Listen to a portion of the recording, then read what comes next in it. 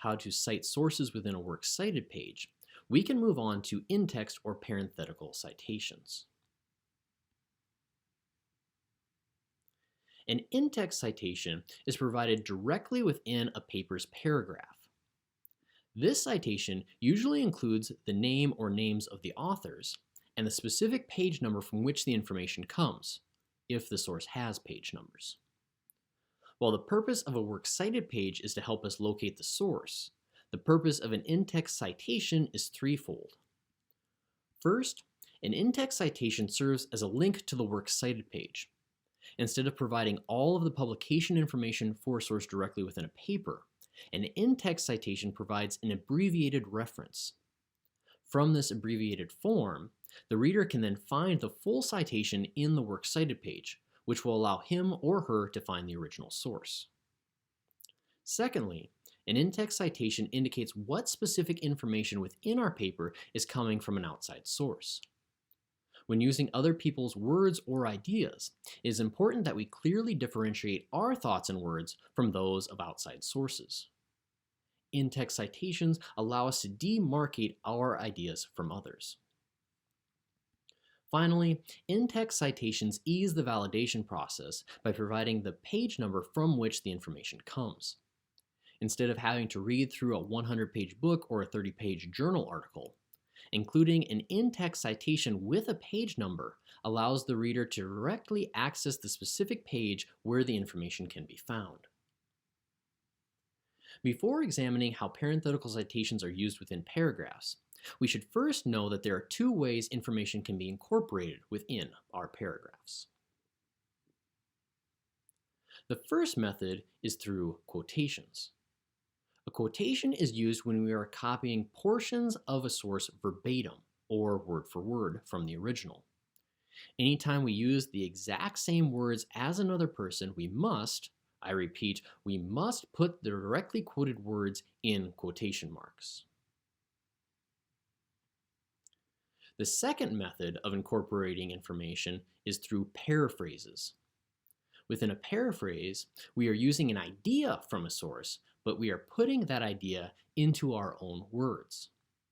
Therefore, while the idea remains the same, the presentation of that idea is unique.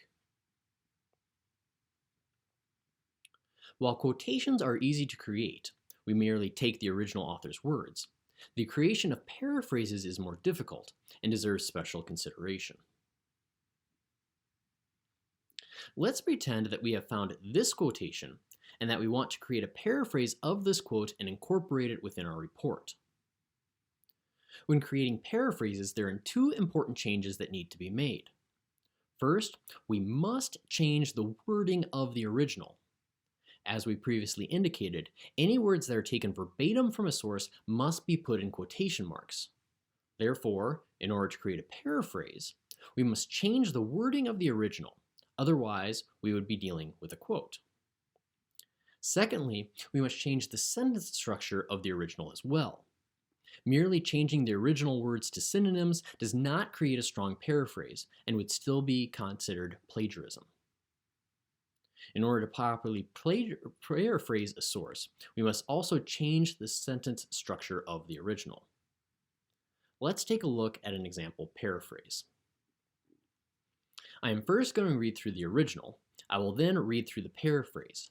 As I read, pay attention to any identical wording. The writing process is extremely complex and time-consuming. Before one even begins to write, he or she must thoroughly plan the progression of the piece.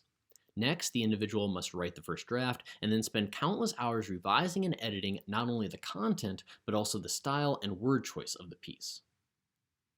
Now I'll read the paraphrase. According to Johnson, the composition process is very difficult and time-intensive. Before writing, one must contemplate the layout of an essay. Subsequently, a person writes the first draft and then spends a considerable amount of time revising and editing the information and the nuances of the style and wording of the essay. Within this paraphrase, there is some wording that is identical to the original. Since this section is identical within both passages, this paraphrase contains plagiarism and needs to be adjusted. This paraphrase is also flawed because it fails to change the sentence structure of the original. Instead, it merely switches out the original words for synonyms. Listen as I alternate reading between these two passages. The writing process is extremely complex and time-consuming. The composition process is very difficult and time-intensive.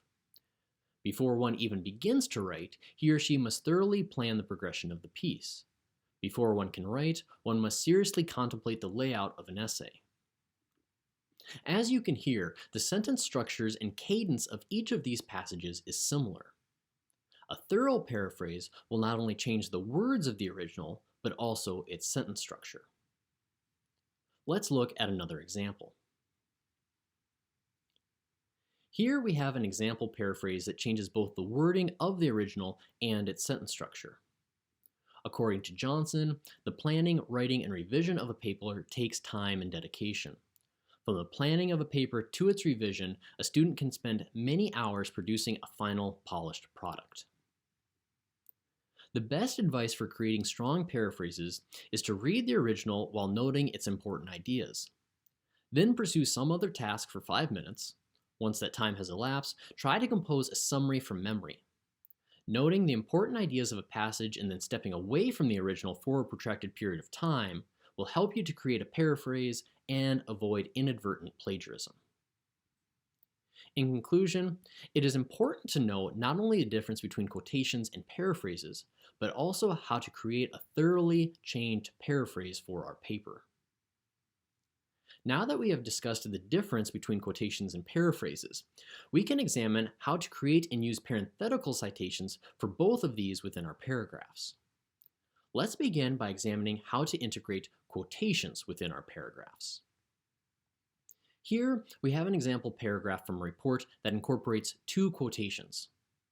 Within this paragraph, we have 2 sets of quotation marks, indicating that we have taken the blue portions from this paragraph word for word from the original. If we went to these original sources, we would find that the blue portion is directly copied. However, merely putting quotation marks around directly quoted material is not enough to cite the information properly.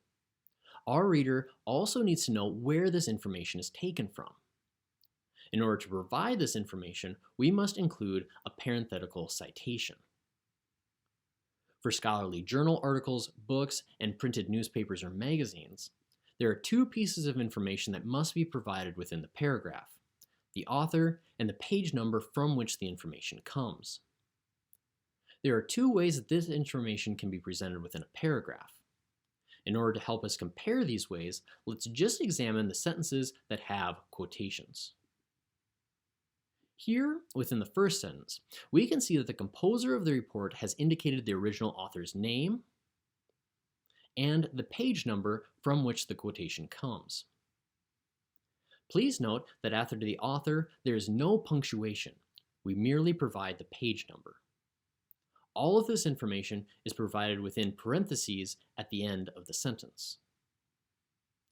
If this source had 2 authors, we would include both authors' last names within the parenthetical citation, separated by the word "and", as shown here. If the source has 3 or more authors, we will include the first author's name followed by et al., as is shown here.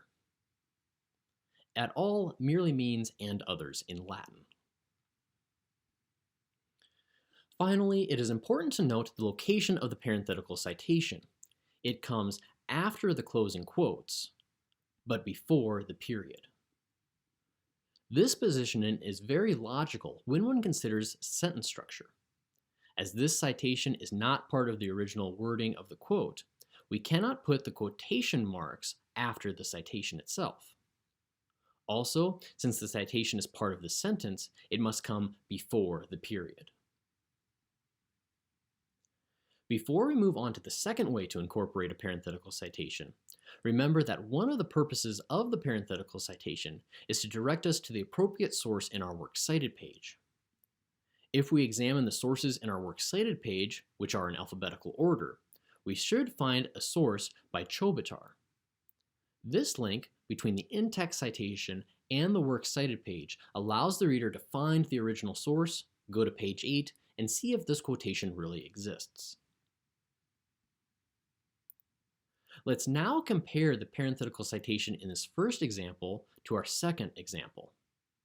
Like the first sentence, our second sentence also presents the original author's name and the page number from which the quotation comes. Some of this information has changed its location and is no longer at the end of the sentence.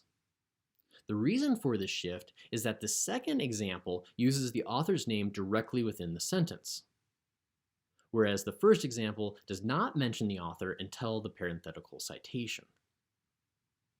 When we mention the author's name directly within the sentence, our presentation of the parenthetical information changes. Since we have already given the author's name within the sentence, we only need to provide the page number from which the quotation comes within our parenthetical citation. As far as indicating multiple authors directly within the sentence, the same rules apply. In summary, regardless of whether we use the author's name directly within the sentence or save it for the parenthetical citation, we must provide this specific set of information, author name and page number, for any information that is coming from a scholarly journal article, book, or paginated newspaper or magazine. Let's now examine a paragraph that implements paraphrases. Here we have a paragraph that is implementing a paraphrase.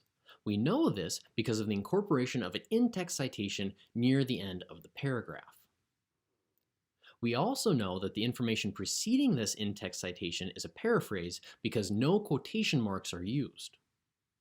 However, there is special consideration that needs to be taken when incorporating paraphrases within paragraphs. When incorporating quotations within paragraphs, it is easy to identify the information that is being cited. It is the information between the quotation marks. However, when incorporating a paraphrase into a paragraph, we do not have quotation marks to indicate where the information begins and ends. Within this paragraph, we know that this paraphrase ends at the parenthetical citation. However, we do not know how far back this citation is referencing. It could be referencing the previous sentence, the previous 2 sentences, or even the previous 3 sentences. Without an initial signal to the reader that indicates where the paraphrase begins, it is impossible to know how far back this citation goes. Therefore, when incorporating paraphrases within paragraphs, we must provide an initial signal to our reader that indicates where the paraphrase begins. The easiest way to do this is by including the author's name directly within the sentence. By including the author's name directly within the sentence where the paraphrase begins, the reader then knows that everything from Johnson to 92 is a paraphrase of Johnson's ideas. Along with changing the wording and sentence structure of the original when creating paraphrases, we must clearly indicate the beginning and ending of a paraphrase when we incorporate it within a paragraph. Before concluding this lecture, let's quickly look at how to cite a website that does not have an author or page numbers within a parenthetical citation. When citing websites that do not have authors or page numbers, there are a few elements that need to be kept in mind. First, we must remember that the parenthetical citation is a link to the works cited page and must align with the first piece of information for that source as is indicated in the works cited page. In other words, if this is our works cited page citation, the parenthetical citation must align with the first piece of information within the works cited page, which is, in this case, the title. Please note that when we do not have an author, we do not need to include the entire title of the source within the parenthetical citation. We only need to include 3 or 4 words. Also note that within the parenthetical citation, the title of the web page is in quotation marks, as it is in the works cited page. Also note, web pages rarely have page numbers. Therefore, we do not include a page number within a parenthetical citation. When using quotations, this lack of a page number is not an issue, as we have the ending quotes to signify where the outside information terminates. However, as we discussed earlier, When we use paraphrases, we must clearly indicate where the paraphrased information begins and ends. The easiest way to do this with websites is to use the website's name directly within the sentence to indicate where the paraphrase begins. We can then use the web page name within the parenthetical citation to indicate where the information ends. By providing the website's name directly within the sentence, we clearly indicate that everything from pheasantsforever.org to the parenthetical citation is paraphrased.